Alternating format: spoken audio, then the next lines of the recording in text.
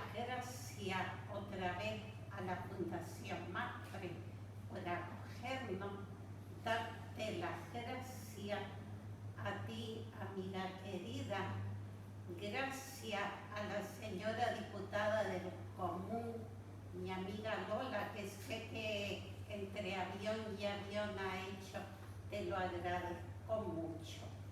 Y como hoy es un día para mí importante, ya les dije ayer que tenía y lo quiero compartir con todos ustedes. Ayer la Universidad Fernando Pessoa me ha nombrado, yo lo acepté, doctora honoris causa por mi trabajo de investigación sobre la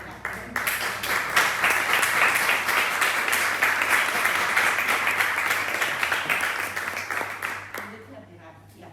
Pues sí, es noticia primicia. Aquí veo a dos, no sé si, perdón, las tres periodistas, estupendas las tres. Bueno, ahí tienen para escribir un rato. Bueno, hoy en día muchas mujeres escriben novela negra. En Canarias, por ejemplo, y perdonen por señalar, porque mi mamá me decía cuando era chica, chicha, no señale, eso es muy feo. Pero yo voy a señalar, tenemos a Josefa Molina con su estupenda obra Gris oscuro tirando a negro o La taxista, recientemente publicada. O tenemos también a la gallega Dolores Redondo, autora de la trilogía de Bazán y de la novela Todo esto te daré. Yo esta novela la recomiendo. Fue premio Planeta 2016 y ocurre en un sitio que para mí es mágico, la Ribera Sacra. Bueno, hablando un poco de Dolores Redondo, les diré que además fue finalista del premio CWA International de la Crime Writers Association en 2 ocasiones. Y ayer escuchamos a una estupenda escritora, actriz, maravillosa mujer, Cristina Higuera, con su obra Un asunto ambiguo.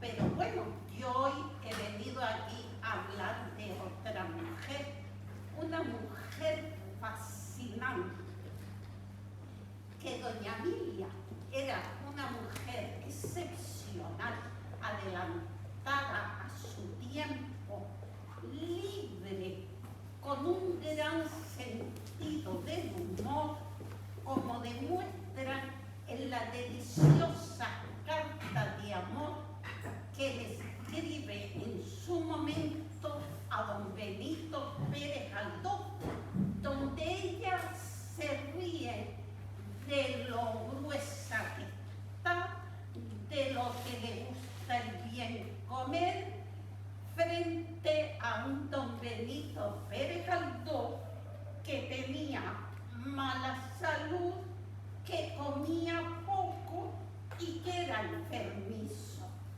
Mujer rotunda, no solo físicamente, sino que era poseedora de una gran inteligencia. Gozó de los placeres de la vida, tanto sensuales como literarios y amorosos. Religiosa y a la vez libre pensadora, estudiosa y realista como hay que serlo, moderna en el más amplio estilo, no solo de vida, sino en su escritura. Si tenemos en cuenta que doña Emilia Pardo Bazán nace en La Coruña en 1851 y muere en Madrid en 1921. Hay que meterse en el ambiente de ese tiempo. Ella fue novelista, poeta, crítica literaria y una precursora del movimiento feminista. Fue consejera de Instrucción Pública desde 1916 hasta su muerte y trabajó como profesora de literatura románica en la Universidad de Madrid. Toda una mujer trabajadora.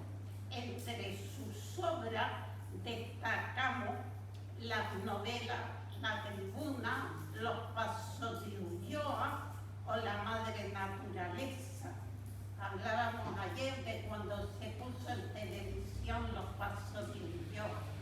Se calculan en más de 600 cuentos que, según algunos críticos, fueron lo mejor de su obra. Yo aquí tengo un libro que recomiendo, que es una antología de cuentos oscuros titulado La Resucitada. La Resucitada, con unos cuentos estupendos, y además hablaré ahora de ello. A finales del XIX y a principios del siglo XX, el espiritismo y toda esa doctrina esotérica estaba muy de moda. Incluso hay una cosa muy curiosa, que en el año 1873 se presenta una enmienda al proyecto de ley en la Corte Constituyente pidiendo que la asignatura de espiritismo fuera añadida a la enseñanza secundaria como la carrera de filosofía y letras. Doña Emilia no era espiritista, pero como era una mujer curiosa, incorporó en sus escritos de la misma forma que incorporó, por ejemplo, el naturalismo francés a la novela rusa, incorpora a su escritura rasgos esotéricos. Ahí vemos en esta obra, La Resucitada, elementos tan importantes como pócimas, conjuros, vampiros, almas en pena, espectros, supersticiones varias. Y ahí hay una gran influencia de los escritores extranjeros del relato fantástico, como fueron Edgar Allan Poe o Hoffman, que ella en su cuento admira, y se ve que hay una influencia en el talismán, los hilos, el espectro o el vampiro, publicado este último en la revista Blanco y Negro en 1901, 4 años después de que Bram Stoker publicara su novela Drácula. En su llamado cuento oscuro, la escritora narra en muchos de ellos, en primera, que ayer lo hablábamos de cuando un hombre o una mujer escribe, pues ahí la escritora narra en primera persona, y ahí esa primera persona suelen ser hombres. Además, hay un paralelismo entre ese tipo de hombre de mediana edad, culto,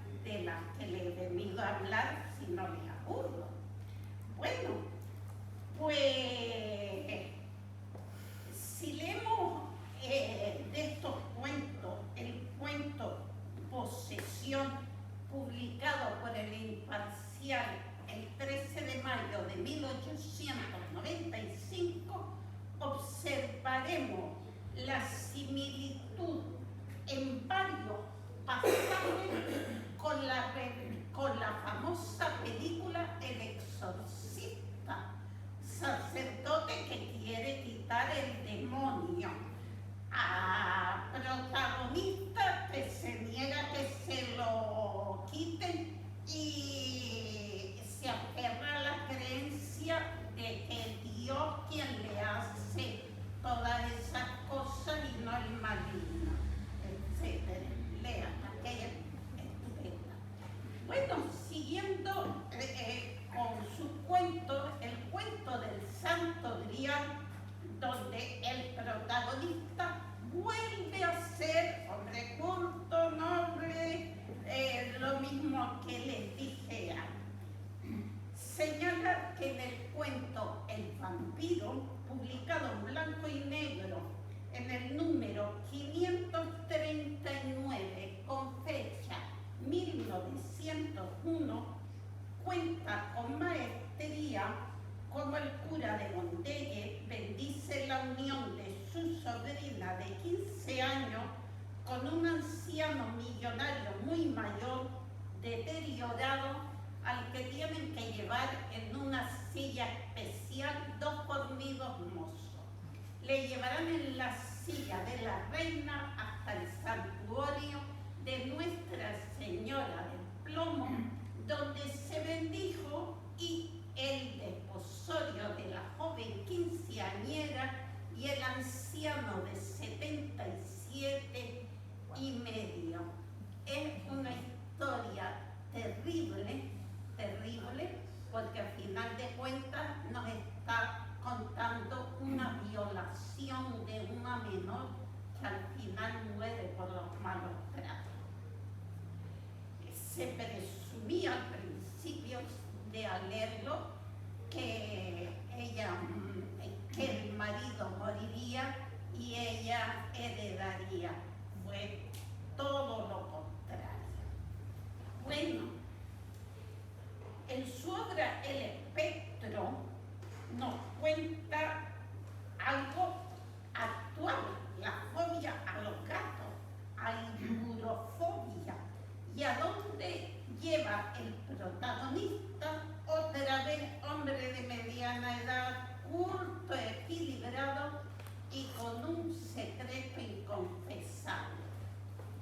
Pero yo hablo a ustedes ahora de esta maravilla de obra, La Gota de Sangre. Como bien dice Alicia Jiménez Bartelet, especialista en la obra de Doña Emilia, sin duda el trazo principal de La Gota de Sangre es su originalidad.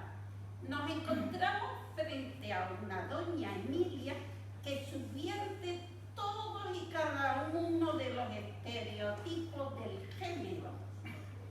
Comenta también Alicia que al no poder ser académica no alcanzó el reconocimiento que merecía a causa de los prejuicios de género que entonces imperaban. Siguen imperándolo, pero menos. Ello no contribuyó a sentirse rechazada o resentida. Todo lo contrario, Doña Emilia era una mujer libre como un pájaro. Si seguimos analizando la obra, nos encontramos con una gran similitud con las actuales novelas negras. Indagar en las cuentas corrientes de los bancos, así como el qué se dirá en los periódicos, y al haber un narrador que cuenta la historia, un detective aficionado, irónico y perspicaz, que dará la talla de los actuales detectives. Es, como ya les dije, un hombre culto y elegante que juega con los personajes, incluyendo a la misma policía, igual que juega con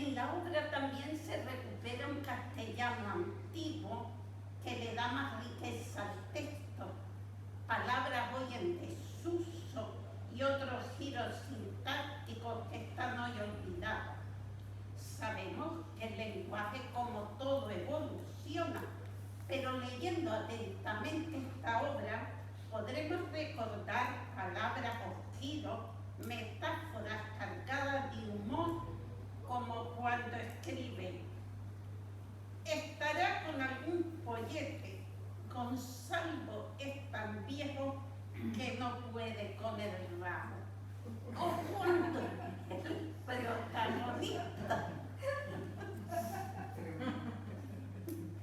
O cuando el protagonista acude al médico al sentirse desganado, apático, triste, y el médico le pregunta: ¿no podría usted enamorarse? Y la respuesta es: me parece que no. Las mujeres para un rato, y aún ese rato lo suelen envenenar, y las que no lo envenenan, empalagan. Mal remedio, doctor, mal remedio. Aquí doña Emilia nos puso muy bien, ¿eh? A la salida del doctor, Selva, que así se llama el protagonista de la historia, acude a una función de teatro en el Teatro Apolo. Allí acontecen dos sucesos la más de curiosos. El primero, una vez analizado, es de vital importancia. Al entrar en la fila de butaca, el protagonista es increpado violentamente por una persona que en voz alta le dice: ya podría usted andar con cuidado, sotío. La gente cuchicheaba y algunos se levantaban de su asiento. En esto, el protagonista, Salva, reconoce a quien le increpa, Andrés Ariza, a la vez que este reconoce a Selva y se disculpa y excusa en el mismo alto tono de voz, mientras suena la música de machicha y tango y las artistas bailaban, mientras sus piernas cubiertas de malla rosada, así como sus trajes de lentejuela, atraían hacia ellos a los espectadores.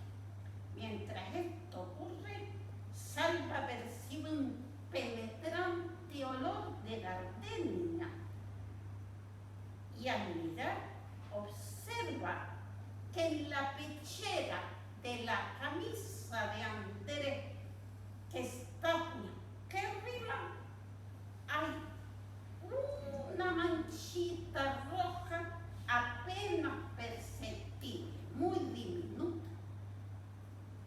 Al llegar a su casa, pasada la 1 de la madrugada, y no ver al sereno llamado Pacomio, saca las llaves y observa un bulto en el solar al lado de su casa y que la valla está rota.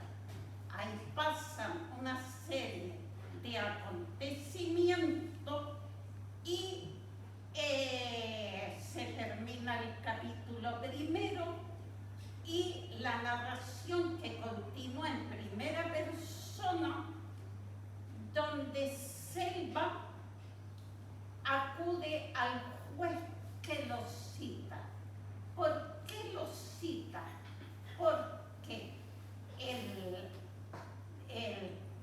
conserje,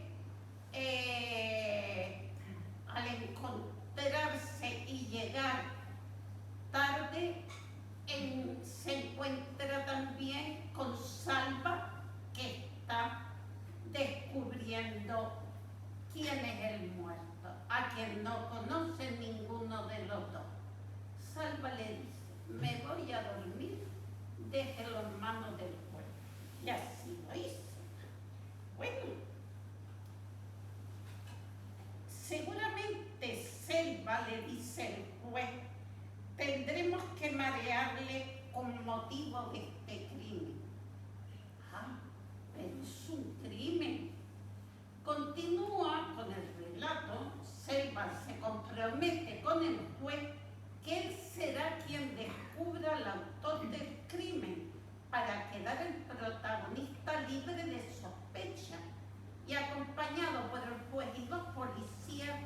uno de ellos llamado Cordelero, con fama de buen profesional, llegan a la casa de Selva, donde se efectúa un minucioso registro.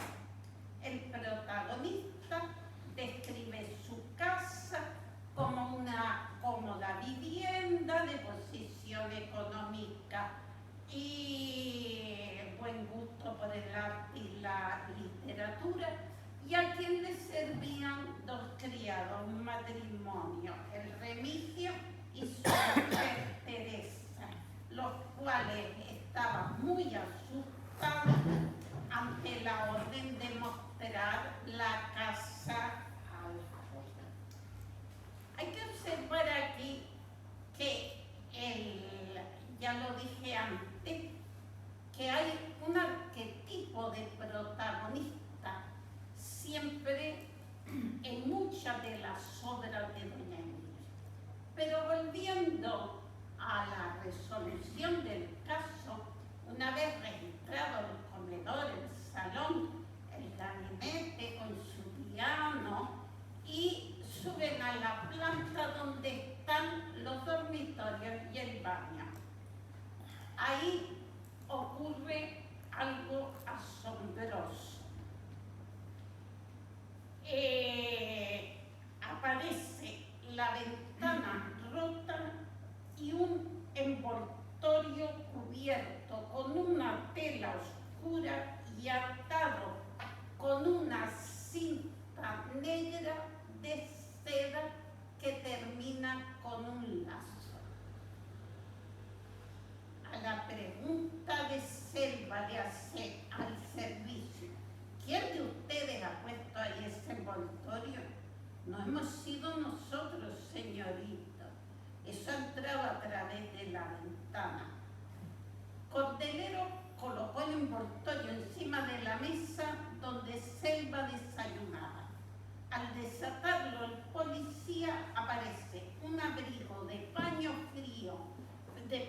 fino y buen corte, y dentro de él una cartera olorosa de cuero inglés, un pañuelo, un reloj con su cadena, los botones de la pechera, que eran de ojo de gato y rubí, por lo cual deducimos que pertenecían a alguien composible.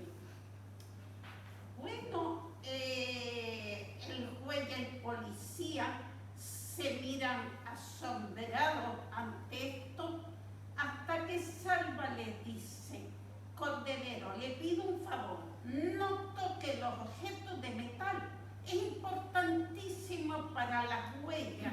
Antes comentaba el tema de la importancia y que era la primera vez en una novela entonces que se tenían en cuenta las huellas dactilares, que seguro que están impresas. Esas huellas digitales nos llevarán a saber quién fue el criminal y si hay más de una, si hubiere algún cómplice.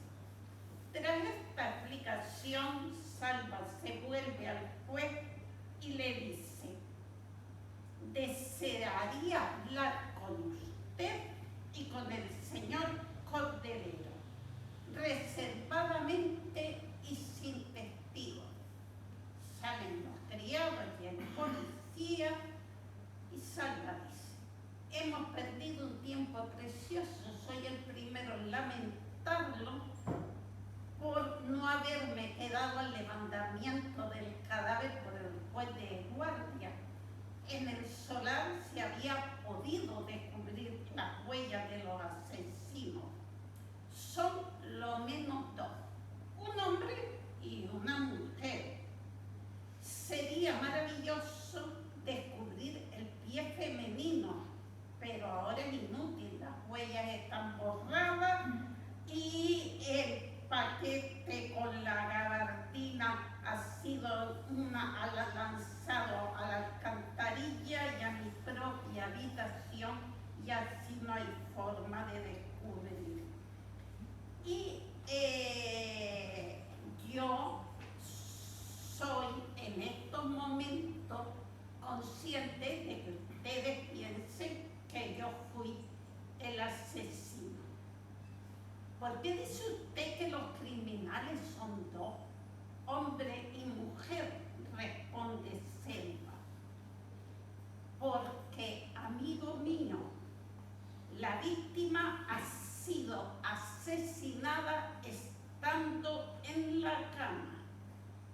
como no fue asesinada en el hotel donde vivía, colijo que una mujer anda por medio. Además, el paquetito fue liado por una mujer. Ningún hombre guarda una cinta de seda y al hacer un paquete hace un lazo. Hago hincapié aquí que las técnicas de huellas dactilares las acababa de poner en marcha entonces la policía inglesa y la española no estaba aún muy ducha en el tema. Eso nos hace descubrir también que la autora había leído mucha novela negra inglesa. Pero vamos a la historia. Selva llega a un acuerdo con el juez y el policía y en 2 días resolverá el crimen. Y le dirá a todo el que lo oiga que fueron Cordelero y el juez quienes con su sabiduría resolvieron el caso, no él. La lista que el policía le entrega al día siguiente de los vecinos de 2 calles le llama la atención. El nombre de doña Julia Fernandina, hija del conde de Tolvanera, llamada por los conocidos Chulita, acompañada de la policía, llegan al hotel donde se hospedaba el muerto y en una especie de premonición Salva pregunta: ¿y cuándo estuvo aquí ese amigo suyo, el señor Diarista? A la respuesta y seguir comentando que el difunto venía a cobrar a la empresa para posteriormente ingresar en el banco, realizan una visita al director del banco. Haciendo averiguaciones en Vale, descubren que Chulita, mujer, tiene una fe precisamente con Andrés Galicia. Las novelas policíacas tienen finales imprevistos y esta novela lo tiene. ¿Quién soy yo, Chicha Reina, para contarle el final de la misma? Veanla.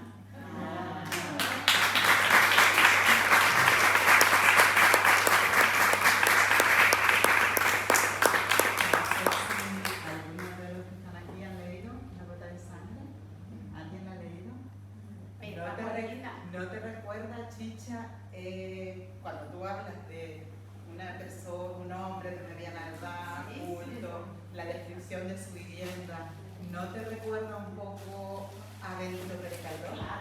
Claro. Ella utiliza, él era melómano, era, o sea, describe cosas de Benito, ¿no? Incluso, no sé si ustedes han visto en la Casa Pérez Galdós los libros de los episodios nacionales que recuperó la Casa Pérez Galdós. Hay algunos de esos episodios nacionales que tienen anotaciones a los lados que hacía Benito Pérez Galdós, dibujos. Él se diseñaba sus propios muebles y hacía dibujitos de muebles. Entonces, cuando lees la novela y llegas a esa parte de la descripción de su casa, parece que está viendo la casa de Pérez Galdós. O sea, hay escenas que describe, que aparecen en la casa de... Sí. Y luego otra cosa que comentaste, que es importantísimo, que Alicia Jiménez Dávila, que es una de las escritoras mejores de género negro que tenemos en el país, Alicia se fija en La Gota de Sangre, estudia mucho a Emilia Pardo Bazán como especialista que es, y se inspira en ella para su personaje de Petra Delicado, que es una de las protagonistas más importantes de la literatura de género negro hasta hoy, que empieza Dolores Redondo con todas las que empiezan, ¿no? Sí. O sea que vamos, que ya les digo que es importantísimo escucharte porque... Yo tenía aquí, pero para no hacerlo más largo, pero a lo que acabas de decir, pues había mucha coincidencia entre don Benito Pérez Galdós y doña Emilia Pardo Bazán. por ejemplo, don Benito en los episodios nacionales, en el primero, que lo titula Trafalgar, en 1876, la tercera serie la terminará en 1900 y la quinta y última serie entre 1910 y 1912 y abarcan toda la historia, como sabemos, de España de ese tiempo. Pues volviendo a Trafalgar, el narrador, el que narra la historia, es el jovencísimo Gabriel de Araceli, un gaditano criado por un matrimonio del que se quieren don Alonso Gutiérrez de Ciénaga y su esposa doña Francisca. Y fíjate tú, Gabriel se introduce en la historia como ocurre con la novela negra de doña Emilia, cuyo protagonista nos cuenta o nos narra la novela. En Galdós, el niño gaditano que nos narra. Lo mismo ocurre con Salva en la gota de sangre. Hago aquí una anotación a la figura de la esposa de don Alonso, Paquita, mujer fuerte, que quiere convencer a su esposo de la inutilidad de las guerras y el sufrimiento que padecen madre y esposa. Primera reivindicación feminista en la amplia obra de don Benito.